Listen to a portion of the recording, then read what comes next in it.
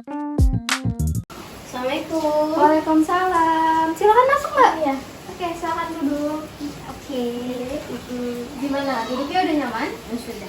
Oke, baik. Boleh silakan perkenalan diri dulu ya, Mbak. Perkenalkan, nama saya Binti Syahwane. Sekarang saya berkuliah dalam semester 5. Oke. Tadi Mbak Admin ya? Kalau saya boleh tahu kesehariannya dipanggilnya siapa?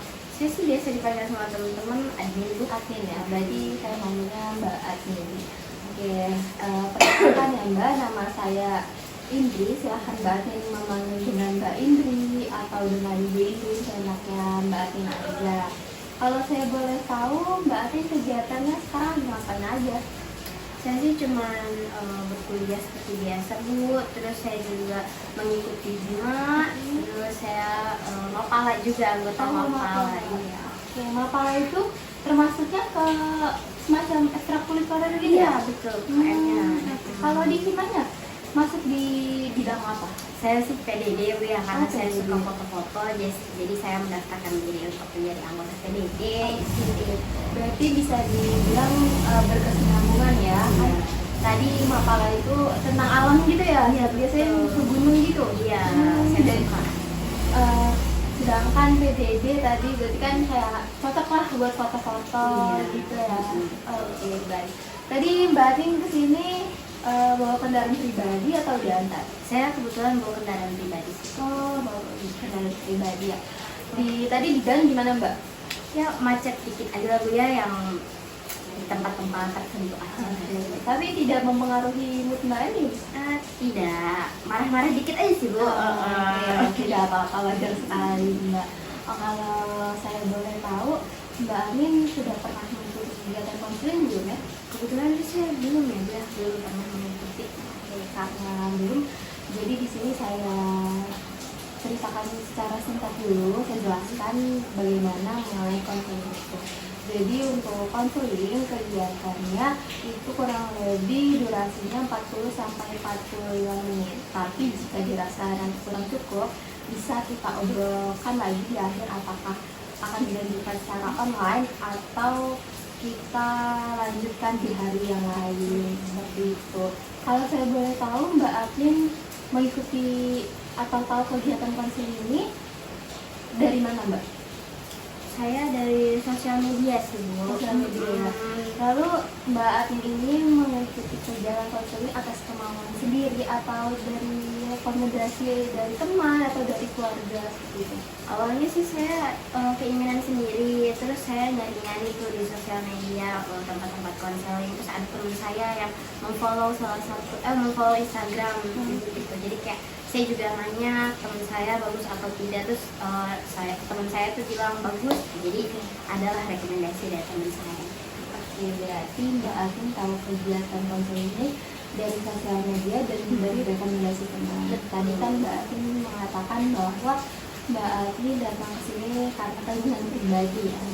Jadi saya harap Mbak Admin ini dapat menceritakan permasalahan Mbak Admin secara sukarela dan juga secara terbuka agar kegiatan konseling kita ini dapat berjalan dengan lancar ya Mbak.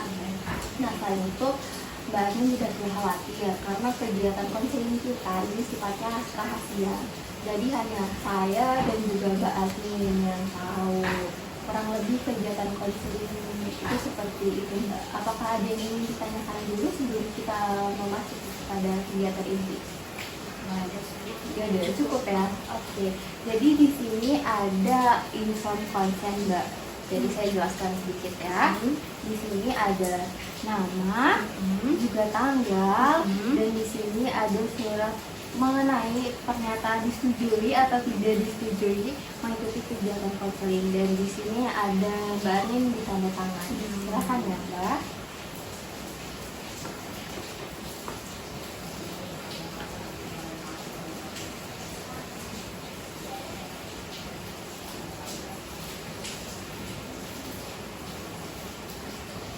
Oke, sudah? Sudah.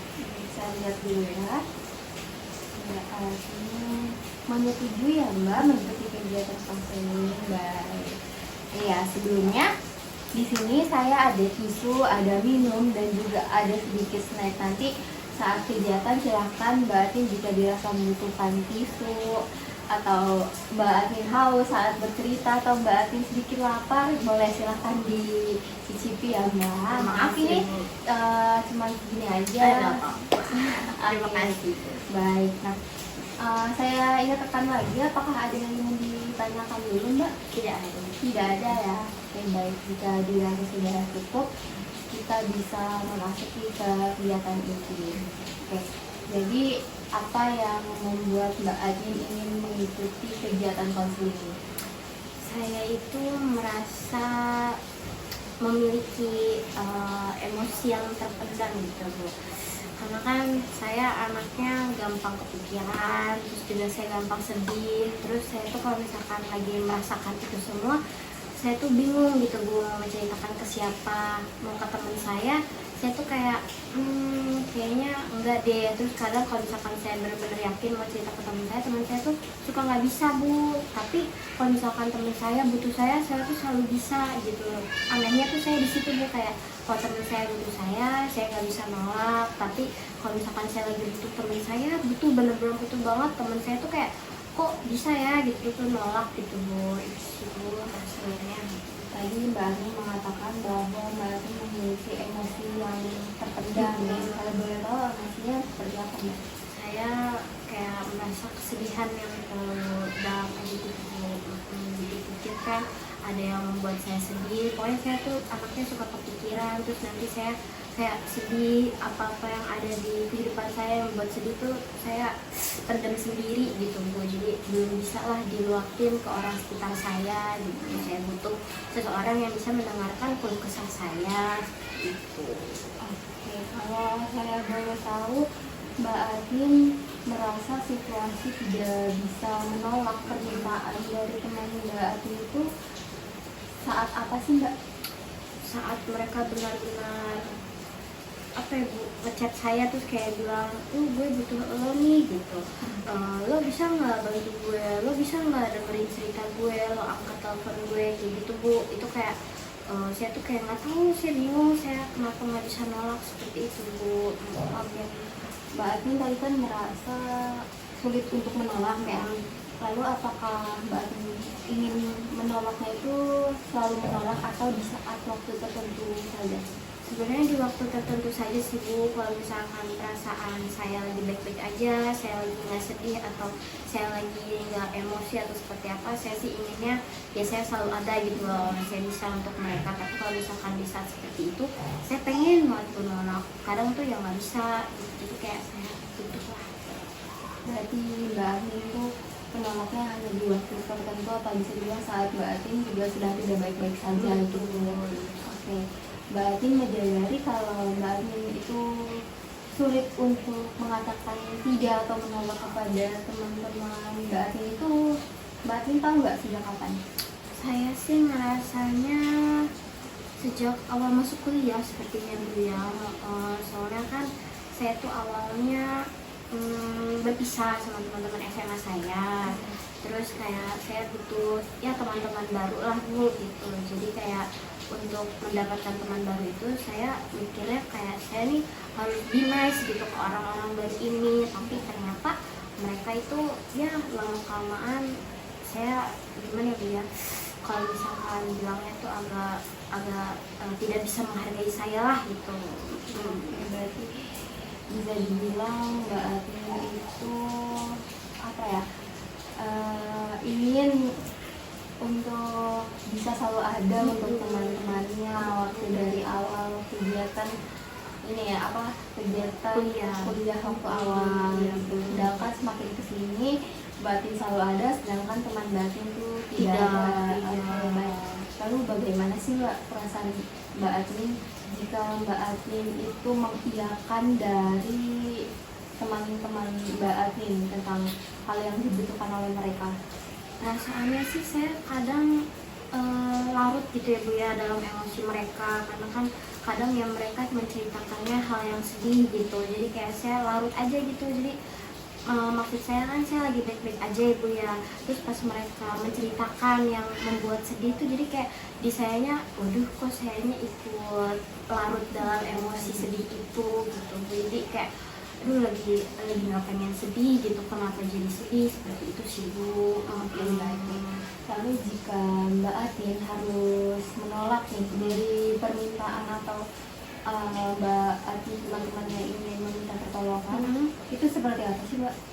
Saya tuh pengennya kayak gue lagi butuh waktu sendiri nih gitu, lo bisa nggak ditunda dulu ceritanya pas gue udah baik-baik aja, seperti itu Bu pengennya. Cuman kayak kadang susah gitu, pengennya seperti itu ya Bu. Berarti secara nggak langsung kenyataannya Mbak Atin itu saat menolak permintaan dari teman Mbak Atin seperti apa?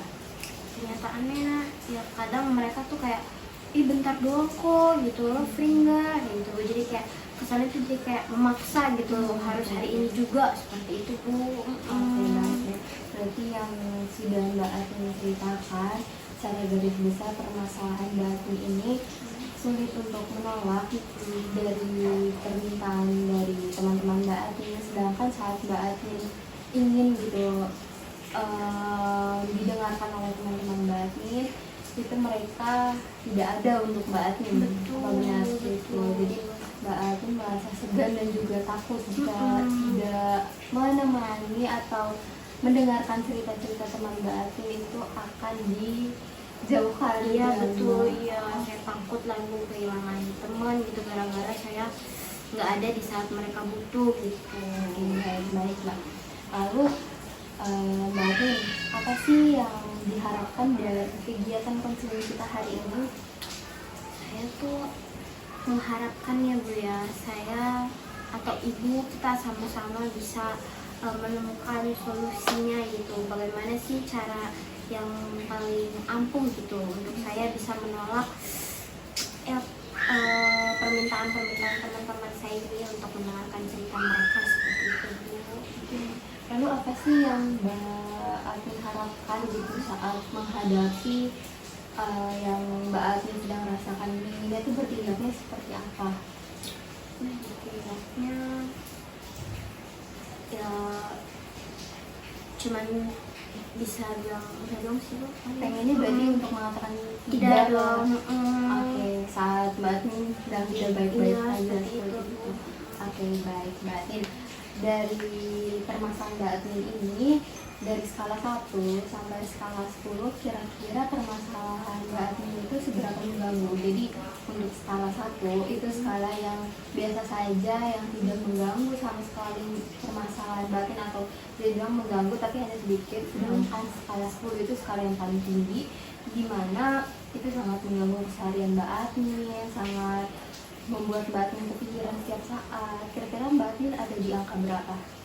Saya sih merasanya ada di angka 8 sepertinya Bu ya. 8. Ya sangat terganggu karena teman-teman saya itu banyak kan Bu kayak gebrakannya, cerita sedihnya, cerita emosinya gitu, yang kayak kalau buat ditolak tuh aduh saya tuh kepikiran gitu. Berarti Mbak Atin menganggap permasalahan ini yang di angka 8 karena merasa tadi yang Mbak Atin katakan itu baik-baik. Lalu Mbak Atin, coba kita bayangkan ya Mbak Atin tidur di malam hari, lalu pada saat bangun di pagi hari, Mbak Atin ini permasalahan yang tadi tidak enakan kepada teman-teman, sulit menolak, itu bisa teratasi. Bagaimana sih Mbak perasaannya? Perasaannya sih saya pasti bisa lebih tenang ya Bu ya, karena kan saya pribadi bisa lah gitu mengutamakan diri saya sendiri gitu Bu, bukan orang lain, karena kan selama ini selama 2 tahun lah ya Bu ya kurang lebih, saya kan memikirkan orang lain mulu, perasaan orang lain mulu, saya tidak memikirkan perasaan saya. Mungkin kalau misalkan saya terbangun dan bisa teratasi gitu ya Bu ya, dari bangun itu saya yang merasa lebih lega lah, seperti itu Bu. Jadi perasaannya bisa lebih lega Iya, gitu. betul. Kira-kira Mbak Atin, hal kecil apa sih yang bisa Mbak Atin lakukan gitu agar perasaan lega itu bisa muncul saat kegiatan konseling kita ini selesai gitu? Ya pasti saya hal kecilnya tuh menolak ya Bu ya, karena memang sejauh ini saya kayak menolak tuh ragu-ragu gitu. Awalnya pasti saya nolak tapi kayak kayaknya gue bisa gitu. Mungkin kalau setelah konseling ini saya mencoba untuk lebih berani lagi menolak dengan tegas gitu. Kalau saya ini nggak bisa gitu. Seperti itu sih Bu. Oke, selain tadi hal kecil yang dengan menolak, apakah ada yang lain? Kayaknya baru itu sih Bu ya yang saya kepikiran, mengkomunikasikan gitu ke teman saya. Berarti tadi Mbak Atin mengatakan bahwa hal kecil yang bisa dilakukan itu dengan menolak dan juga mengkomunikasikan perasaan atau keadaan Mbak Atin itu sedang seperti apa. Benar begitu Mbak Atin? Betul. Oke, lalu nih Mbak, kira-kira Mbak Atin pernah nggak sih berada di situasi yang sedang Mbak Atin alami saat ini, lalu Mbak Atin menolak? Sebenarnya sih udah pernah ya Bu ya, saya mencoba seperti itu. Cuman kayak mungkin karena teman-teman saya tuh mikirnya, ih kan lo biasanya bisa gitu Bu. Itu pas waktu saya nolak kayak, bohongnya lo gitu, lo emang lagi nggak mau dengerin cerita gue ya, lo emang udah bosen ya, kayak gitu Bu. Jadi kan sayanya tertekan ya Bu ya. Biasa kan tadi Mbak Atin mengatakan pernah ya untuk menolak. Biasanya dalam keadaan seperti apa Mbak Atin itu pada saat itu bisa menolak permintaan dari teman Mbak Atin? Kalau sayanya lagi sedih gitu Bu, atau misalnya saya juga lagi merasakan putus cinta seperti itu, ada saya pengen lah nolak gitu kan. Oke. Kalau saya boleh tahu, Mbak Atin mengatakan tidak kepada teman-teman Mbak Atin itu seperti apa? Saya tuh bilangnya kayak, gue nggak bisa nih dengerin cerita lo dulu, kan bisa mereka ngechat saya gitu ya. Kayak saya langsung bilang, gue nggak bisa dengerin cerita lo dulu, soalnya gue lagi nggak baik-baik aja, gue juga lagi sedih kayak gitu. Paling sih saya pernah bilang, mungkin besok atau lusa gue baru bisa dengerin cerita lo gitu.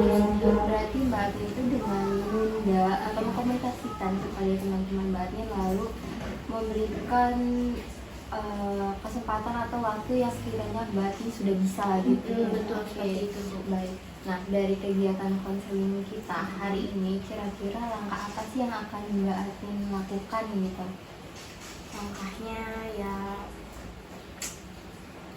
saya harus bisa menghargai diri saya sendiri gitu Bu. Kayak ya udah saya kasih space untuk saya dan teman-teman saya, cerita-cerita sedihnya itu saya bisa lebih menghargai diri saya. Terus saya juga ya mengkomunikasikan lah kalau saya lagi nggak baik-baik aja, saya menolak tanpa merasa, kan saya suka kayak nggak enak Bu nih kalau habis nolak. Nih saya kalau habis konseling gini saya mencoba untuk berani lah gitu, tidak ada rasa tidak enak lagi seperti itu. Karena ya kan pasti orang-orang masing-masing kita nih punya ya perasaan sendiri lebih ya gitu. Saya juga nggak mungkin mikirin orang lain terus menerus gitu, sedangkan diri saya aja nggak saya pikirin seperti itu sih Bu. Berarti secara garis besar yang akan Mbak Atin lakukan itu yang pertama mengkomunikasikan perasaan Mbak, dan juga Mbak Atin akan mendahulukan gitu mengenai diri Mbak Atin terlebih dahulu baru orang lain. Oke, bagus sekali ya Mbak. Lalu Mbak, tidak terasa nih waktu kita sudah mau habis. Nah, sebelum kita akhiri, saya ada penugasan untuk Mbak Atin ya, di mana Mbak Atin itu saya minta untuk mengamati dan juga Mbak Atin mencatat mengenai Mbak Atin pada hari itu. Misal teman-teman Mbak Atin meminta pertolongan Mbak Atin, namun Mbak Atin sedang tidak bisa, itu Mbak Atin bisa mencatat kayak penolakannya itu seperti apa yang Mbak Atin lakukan. Mungkin bisa ditulis di journaling atau di buku atau di HP, selama seminggu ke depan. Seperti itu, kurang lebih penugasannya kayak gitu. Ada yang ditanyakan dulu nggak? Tidak ada sih Bu, Sudah jelas. Oke, baik. Nah, untuk memantau mengenai perkembangan dari Mbak Atin, bagaimana jika saya jadwalkan konseling di minggu depan pada hari dan jam yang sama? Apakah Mbak Atin setuju? Setuju. Saya akan bertemu Ibu lagi. Oke, baik. Nah, Mbak Atin, kan tadi kita sudah membicarakan mengenai permasalahan Mbak Atin, lalu perasaan Mbak Atin. Nah, dan juga strategi apa sih yang bisa dilakukan setelah kegiatan konseling ini dalam menghadapi permasalahan Mbak Atin ini? kira-kira Mbak Admin dari skala 1 sampai di skala 10, sekarang perasaan Mbak Admin setelah menceritakan itu ada di berapa? Sama kayak yang tadi adalah kalau di skala 1 skala Mbak Admin belum merasa lega sama sekali, sedangkan di skala 10 itu Mbak Admin sudah merasa sangat lega. 9 ibu ya? 9 Oh, ya. sudah lumayan lega. Oke, berarti bisa bilang 9 angka yang cukup tinggi, Iya. mendekati sempurna dan Iya. sangat lega ya. Kalau boleh tahu kenapa namanya Mbak?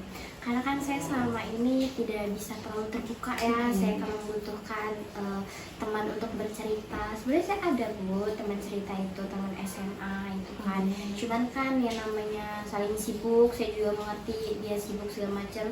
Emang ada kalanya saling membutuhkan, cuman kan di saat saya lagi benar-benar butuh, ternyata teman saya lagi sibuk juga gitu. Jadi pas cerita ke ibu masalah yang tidak bisa saya ceritakan ke orang lain itu saya lumayan lega lah bu ya, benar-benar lega ya. Oke, baik Mbak. Nah, dari yang tadi sudah kita bicarakan, kira-kira kesimpulan apa yang bisa Mbak Admin dapatkan? Saya sih mendapat kesimpulannya kayak ternyata penting loh gitu mengutamakan diri sendiri. Ternyata bisa loh saya tuh menolak untuk tidak mendengarkan cerita teman saya terlebih dahulu gitu. Jadi kayak bisa lah bu, saya setelah konseling ini mengatakan dengan tegas gitu loh. Terus mengatakan dengan tegas saya tuh nggak bisa dengerin ceritanya. Terus saya juga bisa sekarang tuh kayak nggak terlalu memikirkan gitu kalau saya habis nolak nih saya bakal gimana ya sama teman saya, bakal teman saya marah atau seperti apa gitu. Tidak terlalu terbebani lah saya seperti itu. Sangat senang ya saya bisa mendengarnya. Oke, baik Mbak, karena kegiatan konseling kita harus diakhiri, saya ingin mengucapkan terima kasih karena Mbak Admin sudah menceritakan permasalahan Mbak Admin secara terbuka dan juga tidak ada yang ditutup-tutupi sehingga kegiatan konseling kita ini dapat berjalan dengan lancar. Selain itu juga saya ingin mengucapkan terima kasih karena Mbak Admin sudah meluangkan waktu untuk mengikuti kegiatan konseling ini. Saya harap Mbak Admin dan permasalahannya bisa segera selesai. Terima kasih. Sama-sama. Baik, karena tidak ada yang ingin ditanyakan lagi, saya tutup ya Mbak. Terima kasih sekali lagi. Hati-hati di jalan. Terima kasih.